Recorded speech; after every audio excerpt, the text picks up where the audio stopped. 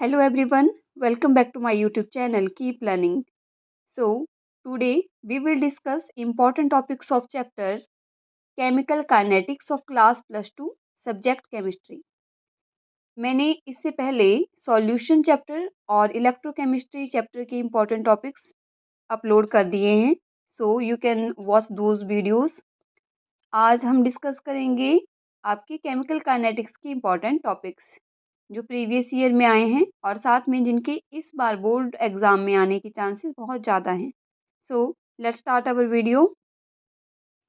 पहले हम देख लेते हैं कि इस चैप्टर से कितने मार्क्स के क्वेश्चन आपके बोर्ड एग्ज़ाम में आएंगे. तो केमिकल काइनेटिक्स में MCQ आपको 1 आएगा, 1 मार्क्स का एक MCQ आएगा.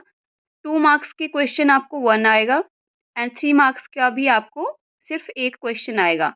टोटल आपको 3 क्वेश्चन इस चैप्टर में से आएंगे, जिसमें से 1 नंबर का MCQ हो गया, एक क्वेश्चन आपका 2 मार्क्स का और एक क्वेश्चन आपका 3 मार्क्स का. तो टोटल यहाँ से 6 मार्क्स का आपका बोर्ड एग्जाम में पूछा जाएगा.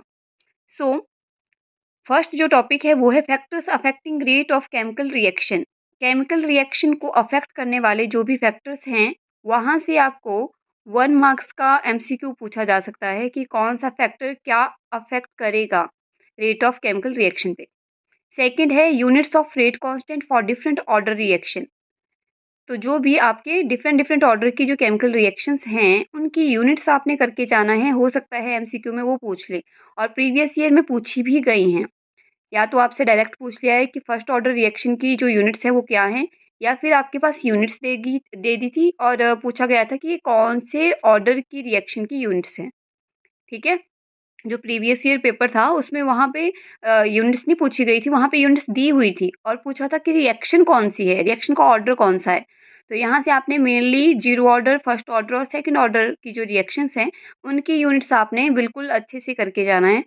ये आपका 1 मार्क्स का क्वेश्चन आ सकता है. ठीक है, और 1 मार्क्स का ही आपका factor affecting rate of chemical reaction इसमें से आएगा. नेक्स्ट जो टॉपिक है वो है differences between order of reaction and molecularity of reaction.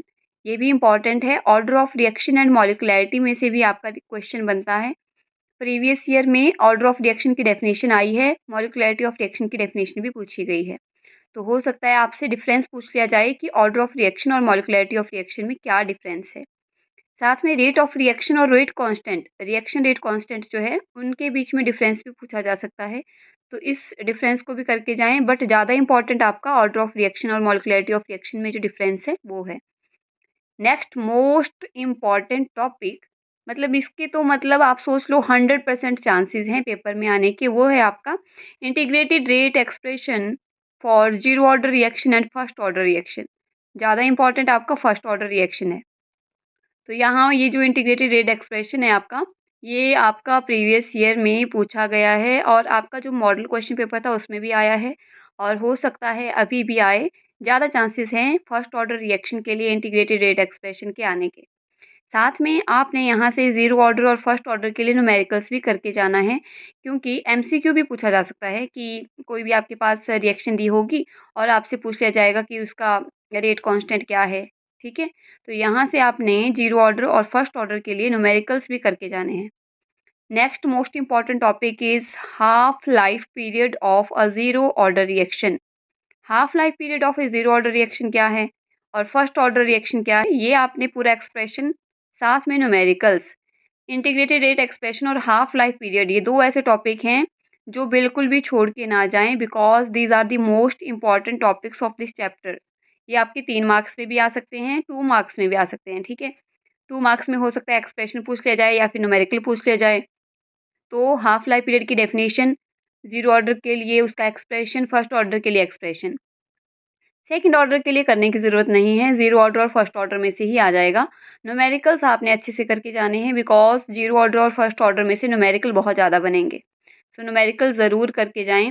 Next topic is rate versus concentration of reactant graphs for different order reaction. ये आपका 1 मार्क्स का क्वेश्चन आ सकता है कि आपके पास ग्राफ दिया होगा, आपसे पूछ लिया गया होगा कि ये कौन सी ऑर्डर की रिएक्शन के लिए है. ठीक है, तो rate versus concentration of reactant graph आपने सभी रिएक्शन के लिए देख लेना है. नेक्स्ट टॉपिक है pseudo chemical reaction and activation energy. ये भी आपका 1 मार्क्स का क्वेश्चन पूछा जा सकता है, डेफिनेशन करके जाएं. स्यूडो केमिकल रिएक्शन की definition, pseudo first order reaction की डेफिनेशन, एक्टिवेशन एनर्जी की डेफिनेशन, ये आपने कर लेना है, ठीक है? हो सकता है 1 मार्क्स में पूछ लिया जाए। Next is Arrhenius equation and its numericals. Arrhenius equation भी आपकी एमसीक्यू में भी पूछी जा सकती है कि out of these which one is Arrhenius equation, ठीक है? साथ में न्यूमेरिकल्स भी आपके आ सकते हैं एनर्जी को कैलकुलेट करने के लिए, एक्टिवेशन एनर्जी को कैलकुलेट करने के लिए, ठीक है? लास्ट टॉपिक जो है वो है आपका catalyst definition and its effect. Catalyst की डेफिनेशन 1 मार्क्स में पूछी जा सकती है या 1 मार्क्स में आपसे ये पूछा जा सकता है कि कैटलिस्ट का जो इफेक्ट है रिएक्शन के ऊपर वो क्या होता है, ठीक है? किस तरीके से ये क्या अफ़ेक्ट करता है, एक्टिवेशन एनर्जी को कम करता है, ज़्यादा करता है, रिएक्शन रेट को बढ़ाता है या फिर कम करता है? तो इस तरीके से आपसे क्वेश्चन पूछे जा सकते हैं, ठीक है? ये कुछ मोस्ट इम्पोर्टेंट टॉपिक्स थे आपके इस चैप्टर के जो मैंने आपको बता दिए।